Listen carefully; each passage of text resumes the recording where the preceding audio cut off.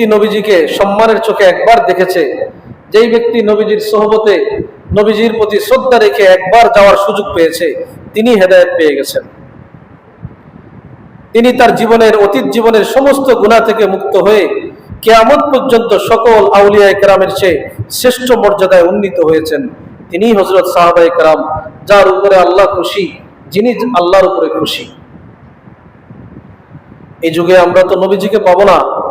আমাদের যদি হেদায়েত প্রত্যাশী হই, আমরা যদি জান্নাতি হতে চাই, আমাদের একটাই কাজ থাকবে, আমাদের চোখে যাকে আল্লাহওয়ালা মনে হয় তার সাথে সুসম্পর্ক করি, তাকে শ্রদ্ধা দেখাই, তাকে সম্মান দেখাই।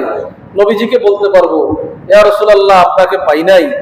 জগতের একজন আলিমকে দেখে, তার আমল দেখে মনে হয়েছে তিনি নায়েবে রাসূল, তিনি আপনার ওয়ারিস, তিনি আপনার একজন আশেক। আমি আপনাকে না পাইয়া তাকে সম্মান করছিলাম আপনার মহব্বতে। মেহেরবানি করে এই উসিলায় আপনি আমার পক্ষে সুপারিশ করুন।